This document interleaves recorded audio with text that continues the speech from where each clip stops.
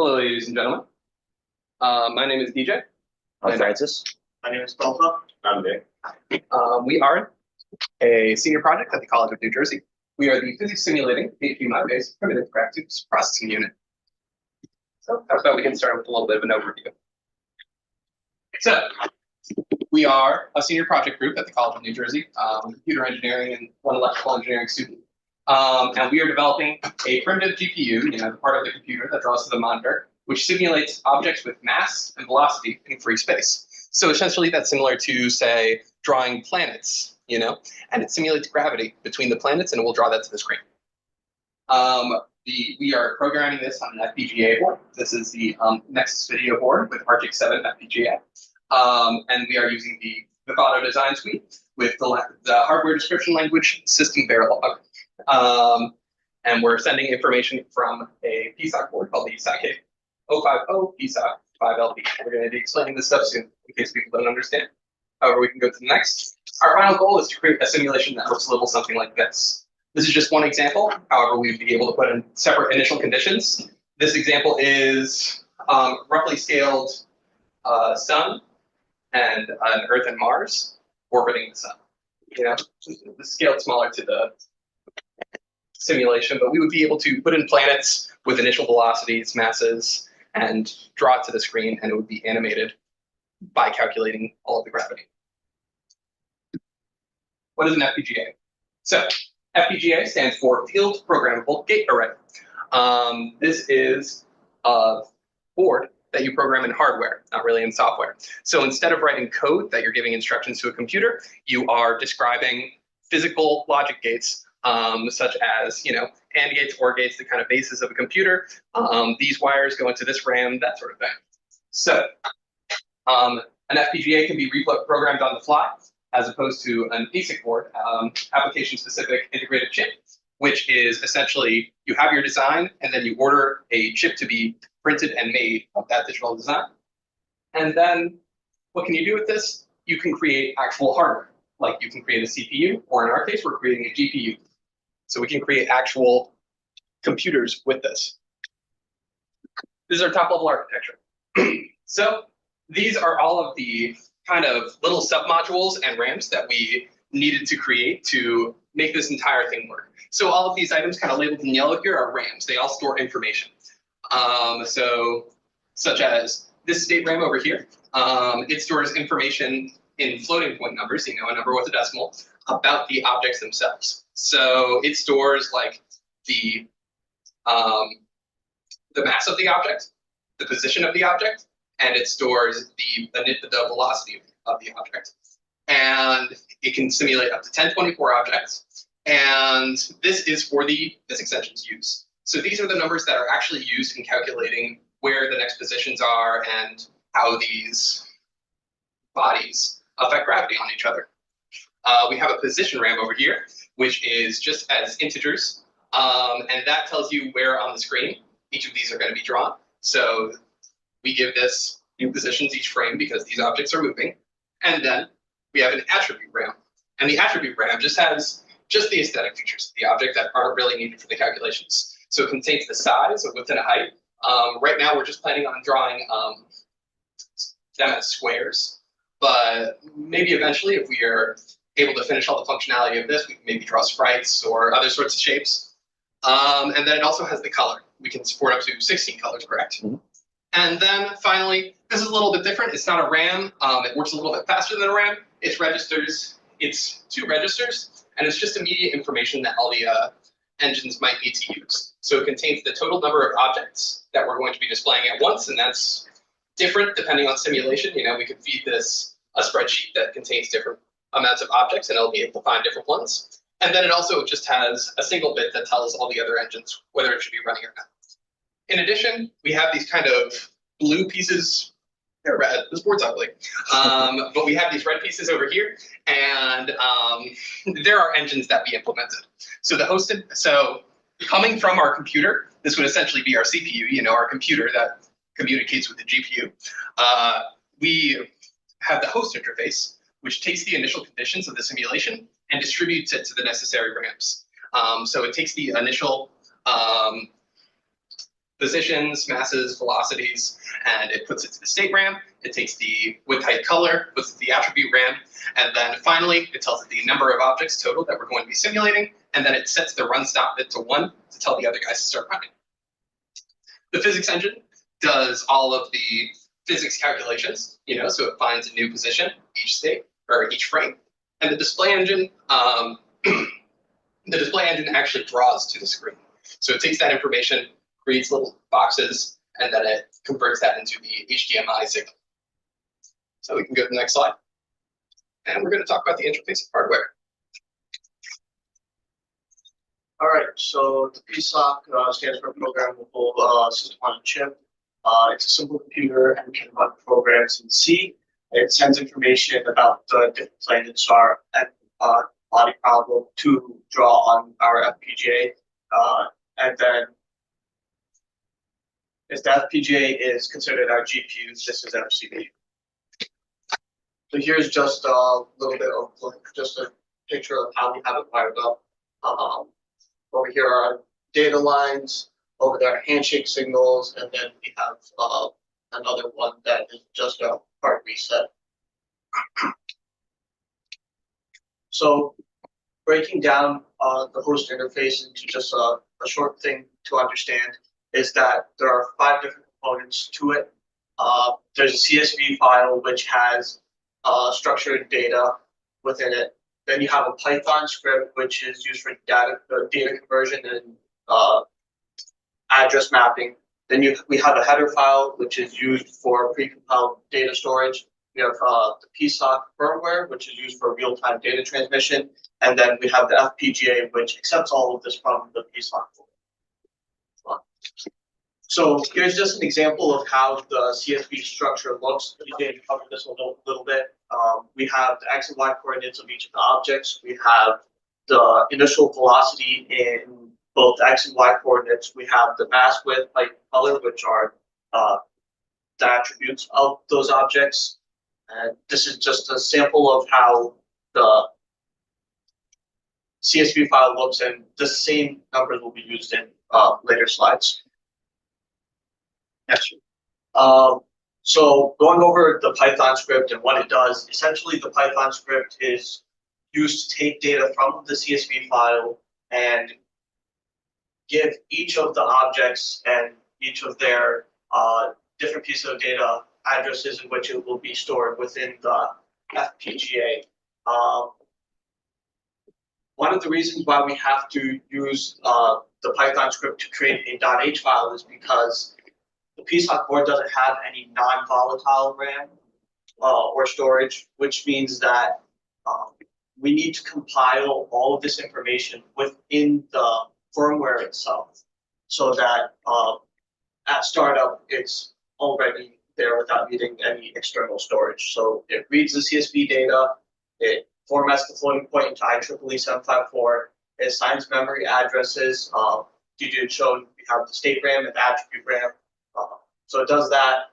It takes the attribute data, concatenates it, and it will then create a 4-byte padding.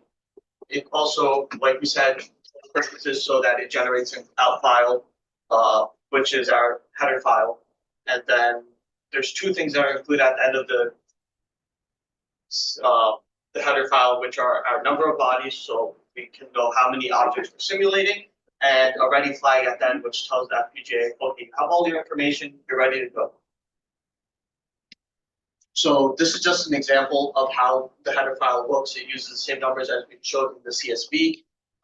It shows the number of bodies over here, and then over here is just how the data is actually going to be set. So you have 2 bytes of address over here, then you have 4 bytes of data, and then it continues that way throughout the whole process. You have 2 bytes of address, 4 bytes of data, and so on and so forth. So here is just an example of an explanation of what the PSoC's firmware itself does. So what the PSoC firmware does is it initializes the system. So at the very beginning of time, it sends a 1 to the FPGA on a specific pin that tells the FPGA to reset. After that, we have that. So then it's also going to load data from our header file, which is pre-compiled with address information. It also manages our handshake signals, which are between the FPGA and the PSoC board. And then here we have an example showing how the handshake signals actually work. At the very beginning of time, you have that the PSoC is high, saying that, okay, you already have the data at the pins, you can accept it. And when it accepts it, meaning it being the FPGA board, it then goes high. So another feature of the PSoC firmware is to transmit data sequentially. The way we have it set up is that it does the least significant bits first, then moves on to the most significant bits. And the very last thing is that these toggle handshakes are sent from the PSoC to the FPGA, and they're just ready, essentially. Move on to the next. So what was really discussed was mostly on the PSoC side. It was sending information. However, some part of the graphics card needs to receive the information and understand where that bit data is supposed to go throughout the whole GPU. So what I'm going to talk about is first is the state machine here. I kept it really simple. So this state machine has about 7 states in total, starting at state 0. And what it does is every handshake, like we were discussing before, when one of the wires is low and one of the wires is high, making an exclusive OR Boolean, which is right here, an 8-bit packet of data will be sent over. So every state here will send a single byte packet of information. And it first starts with address. We send address bit information first. As we discussed before, we're doing least significant bits as well first. So the first state grabs the initial byte packet for the address, and then state 1 grabs the second half of that address. And then these states over here, in total, grab all data information. We're only grabbing up to 32 bits of data through a whole iteration of this state machine. As we were discussing before, some of our data involves position and velocity for to be able to predict the movement of these objects that we're creating on our GPU. So we have to use double precision floating point numbers, which are 64 bits in total. So for most of the information being sent to DJ's physics engine, it needs to be in 2 iterations of the state machine. And for most of the information, fortunately for Francis, it's much more shorter and can be done in 1 iteration.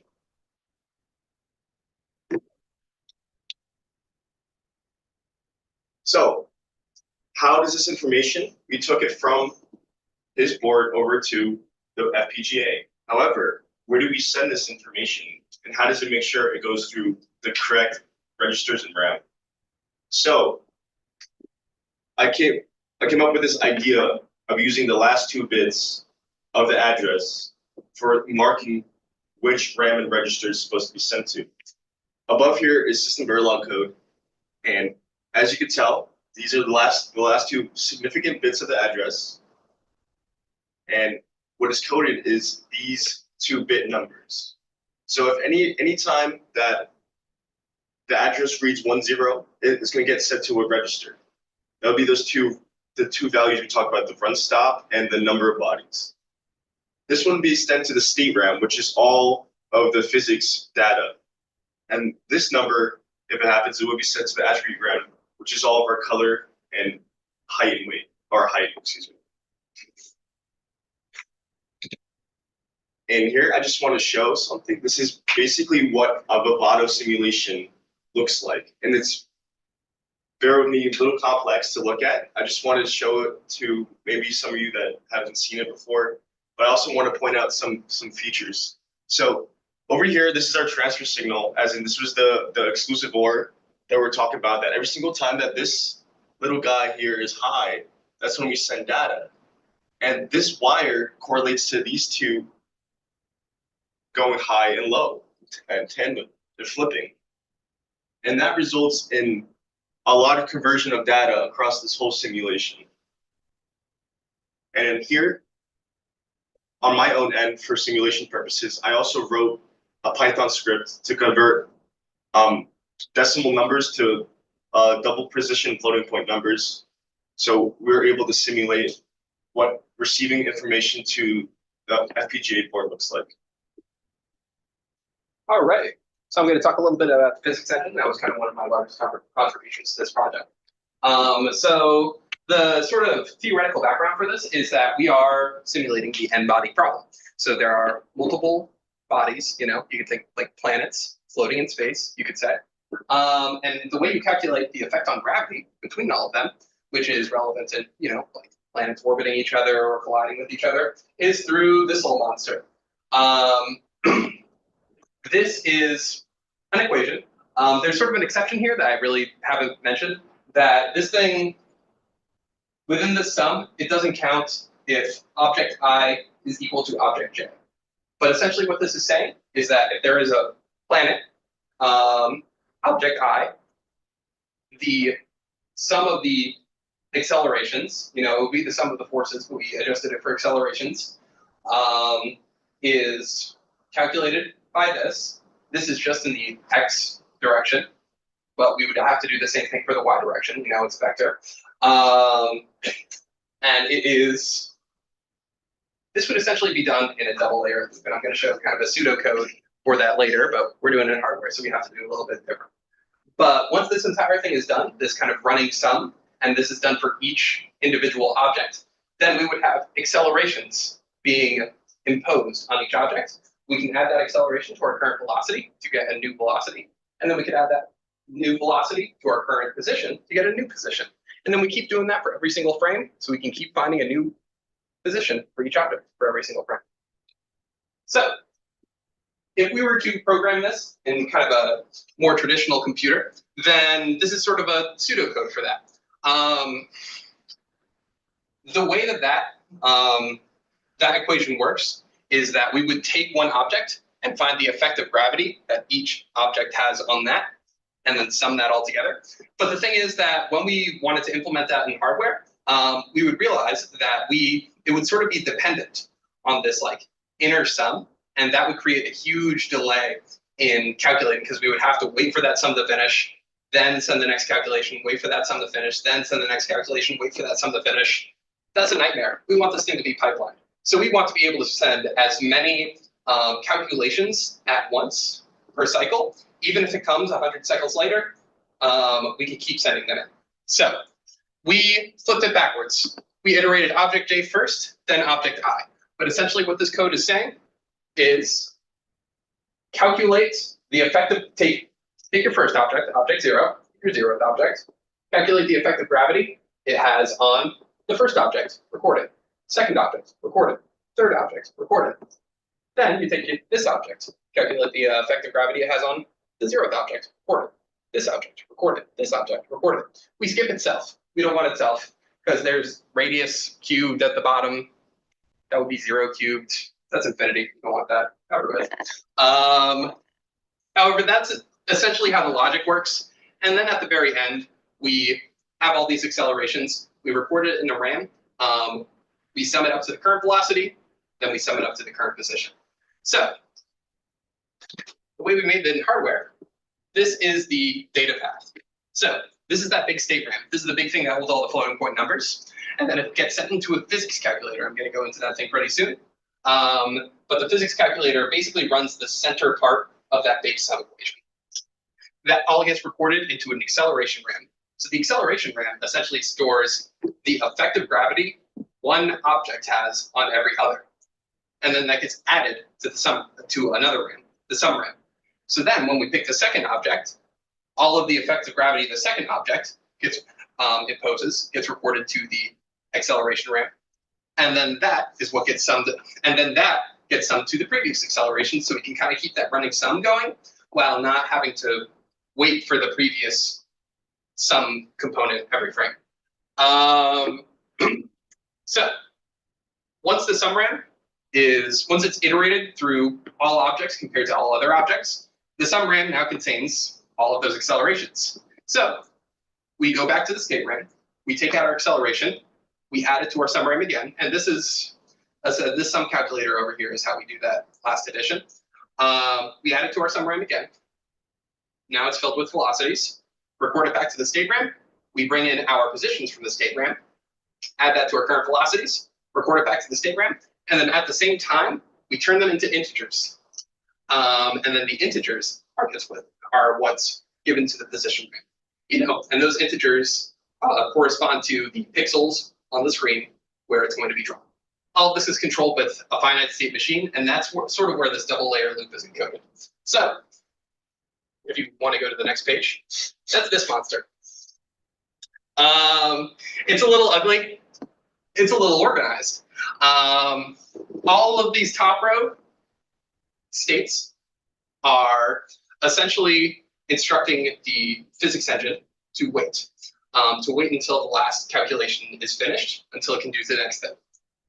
All of these middle stages are instructing the GPU or the physics engine to send information into a calculator, which will then be recorded to a RAM. And then all of these stages on the bottom are essentially just loading things into another RAM. So loading information back into the sum RAM, loading things into, or back into the state RAM, loading things into the sum RAM, loading things into the position RAM after turning it into a floating point number. So this little central loop over here between this state and this state, this is what does that kind of central loop of the program. It takes one object, calculates the effective gravity it has on every other object. Once it's done with that, waits for it to finish, finds the next object, calculates the effective gravity it has on every other object. Keeps doing that until it's compared every object to every other object. Then from here, wait till it's finished. Then we add that to the current velocities, wait for that to finish, save the new velocities. Add those velocities to the position, wait for that to finish, save the new positions. Then we clear out the sum RAM, set it all to 0 so that things can be added to it again, and then we just wait for the next frame. All right, and that's all. All right. What happened to my, I don't know. I think I lost the slide somewhere. That's okay. Okay, so we've talked about how the CPU essentially sends over information to the FPGA. The FPGA on DJ's side of things starts calculating new velocities, new positions, converts those positions into integers, which directly correlate to pixels on the screen. And with that information, it's my job to turn all of those numbers into an actual picture. So what does the display engine do? The display engine's job is to take some arbitrary information about n objects, like so, and output a rendered image of those objects on a specified background color. This is the entire task. This is plain and simple what we have to do. This is a simplified structure of the display engine. I know it looks big and scary and complicated because it is, but we can break it down. These two sections are what I would like you to focus on. One of these on the left side here, is the input, and on the right side, far side, is the output. If we completely abstract everything in the middle, only focus on the input and output, this is what we have. We have to take in some arbitrary information about n objects, the same information stored within these two RAMs, and render an output image on the specified background color through an HDMI port. How do we actually create these shapes then? Inside of the display engine is a memory interface, which contains every function that is required to read or write to memory. Inside of the memory interface are two more interfaces: a function interface, which deals with all the functions that write to memory, and the display interface, which deals with all the functions that read from memory. Here's the function interface.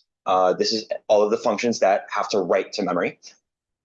This is what is responsible for filling the screen with our shapes. There are some other test functions that we have that can be selected here, but the shape engine is the most prevalent function of this interface. Every clock cycle, the shape engine fills a single space in the graphics RAM, essentially a single pixel. Once every single shape rectangular square, has been filled in memory, the function enters a sleep state until a new frame occurs, signaling that there's new data from the physics engine, new positions to render. In the display interface, this is responsible for turning data stored within the graphics RAM to the actual 1280 by 720 display. The video timing counter, or VTC, is a counter that iterates through every single pixel on this display. This translates directly to an address within the graphics RAM. As you can see, there are 921,600 pixels on a 1280 by 720 display. The GRAM returns a color value, the graphics RAM, which is then translated into a 24-bit RGB value. The RGB to DVI function, which is directly an IP module from Vivado, converts this value into a TMDS pulse, which is essentially how an HDMI operates. They're the signals that the HDMI understands and can output onto the screen. Putting everything together, this is the entire memory interface. This is what takes the information in, processes it, and then reads it out onto the HDMI port. However, let me not get ahead of myself. When the VTC is finished counting every single pixel, so it starts at 0, goes 1, 2, 3, 4, all the way up to 921,599, it sends a new frame. Pretty self-explanatory. It says that there's a new frame happening. Finally, we can explore how this data is stored. Recall that the memory interface contains every function that reads and writes to the GRAM. So once again, we can abstract it. If we completely ignore everything we just talked about and only focus on the GRAM, this is how data is handled.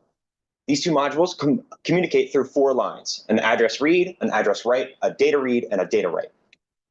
But why do we have 2 RAM blocks on the bottom? These are actually the exact same RAMs. So for every single pixel, 921,600, we have a RAM and a second RAM, almost 2 million values that we have to keep track of. The issue with how we read and write to actually display these pixels is that if we used a single RAM, you can imagine a situation where you're writing a new shape onto the screen before the video timing counter has actually read out that value. So that could cause some unintended, display errors, things not actually looking how they should. To fix that, we have a ping pong signal. As you can see on this end, address write and data write are directly mapped to the ping graphics RAM, and address read and data read are directly mapped into the pong graphics RAM. This is all true when ping pong is equal to 0. Every new frame, ping pong is updated to 1. Essentially switch it. Instead of pong on this side mapped to address write and data write, instead of ping mapped to address write and data write, we now have pong. On the other side, we have ping mapped to the address read and data read. Whenever we're reading, we're always reading from the ping memory, whenever ping pong is 1. Whenever we're writing to a completely separate RAM, meaning that they're not even going to interact with each other. There's no possible consequences of writing a value when it hasn't been read out yet. And that's the entire display engine. This is some of the current functionality we have. This is just a basic rendering of a few objects in almost a circle. We've got 16 colors that we can support. I know it's a little hard to see on here, but there are 15 objects on here. We'll get to that in a second.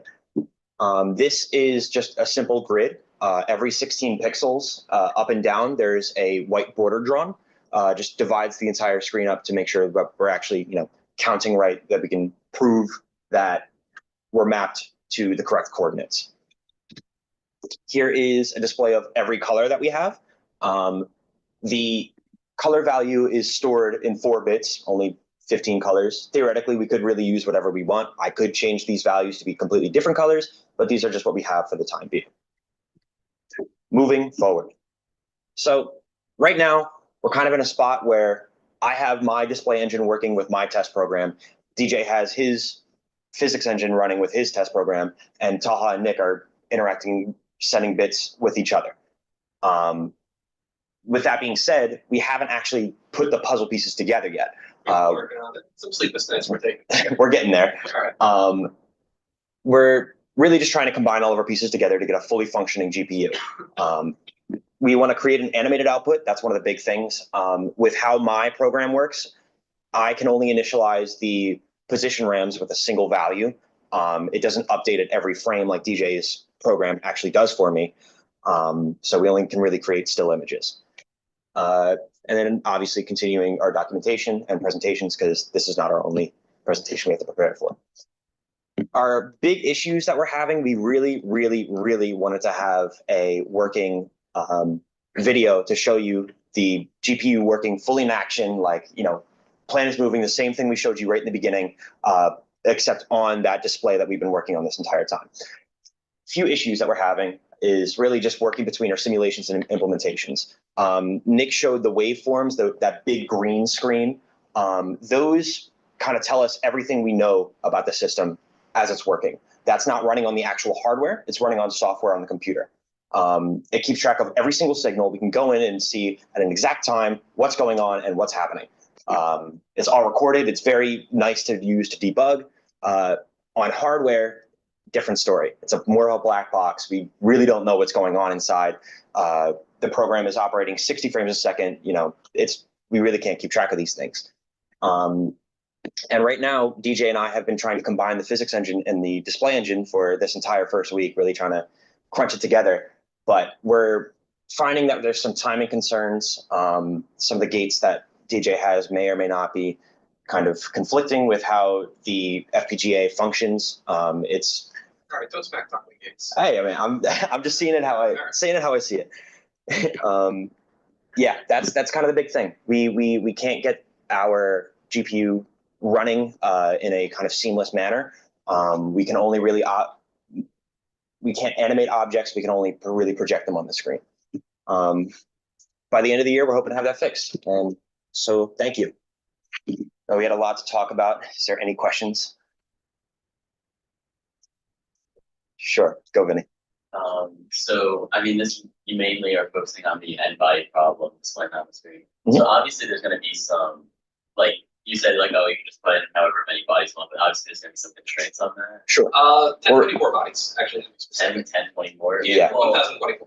Your algorithm grows at 10 squared. If you, I put 1024 bodies on there, would it just, be, a frame a minute? Or is it, actually... Not really. That's a great question. We haven't run any stress tests yet, but at the moment, the physics engine runs way faster than drawing to the screen. So we're not really that afraid right now of that happening. However, the simulations take so long that we can't. Well, no, we could reasonably, because it's just one frame. We just haven't done any stress tests based off of that yet. However, the physics engine outlaps the display engine so much that that's not our greatest concern right now. Rendering also is pretty quick. I don't have to iterate through every single pixel. It essentially takes the clock we're running on, 74.25 gigahertz. We get, I really don't know the amount of cycles, and it's off the top of my head, but rendering, we write a single pixel at a time. We're reading out 1650 by 750 pixels on the screen, plus some delay to kind of get the video time encounter back up to speed. We're not too concerned. There is definitely going to be a limit. We haven't found that limit yet. We're aiming for 1024. Jeff? I was just going to say, that sounds like a real solution that you're describing. But considering that the n-body problem is an exponential problem, you will likely see it slow down substantially quite as possible. Sure. The handling with memory on additional choice. That's that is true. Memory-wise, we do have memory allocated for all of these objects, sending them over through the FPGA and into the RAMs themselves. Storing that information isn't a problem. And we essentially rewrite over the old data as DJ calculates more of it. So yes, computationally, it's definitely going to become more and more congested. Memory-wise, I think we should be fine. Oh, go off. Sure.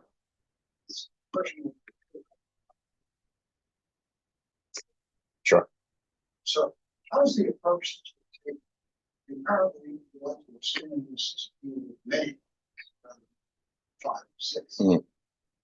So how's the approach that you take differ from the kind of approach that NASA uses to, let's say, predict paths of comets or large objects entering the solar system, which is, 10 body problem, something. Sure. I mean, we, in tandem with our advisor kind of gave us some starting points to come from, some criteria to meet. We did start the project kind of with the aim of modeling 1,000 different bodies. And that was really a big detriment for DJ's first design of the physics engine, in which we're talking about that double layered loop.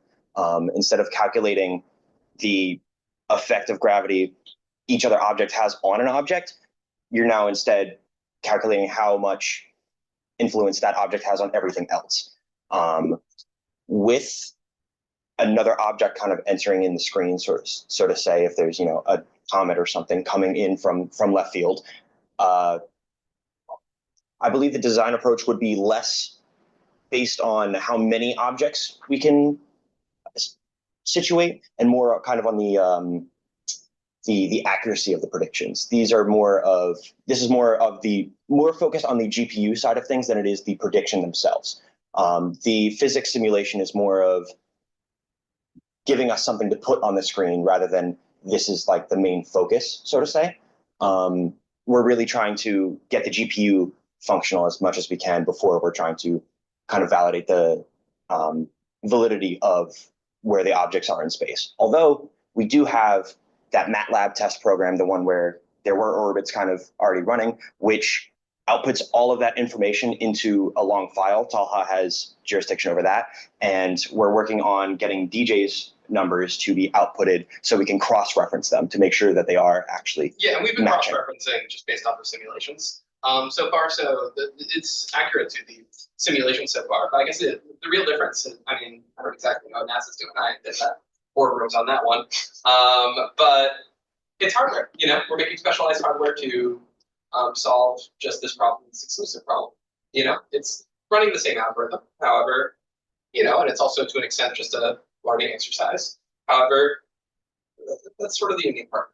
It's directly on the hardware just being fed this initial conditions. Perfect. Any questions? Yeah, so are you using block RAM?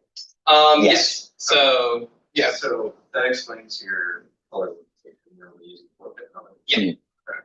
And then, how much block RAM are you working that you're able to bring?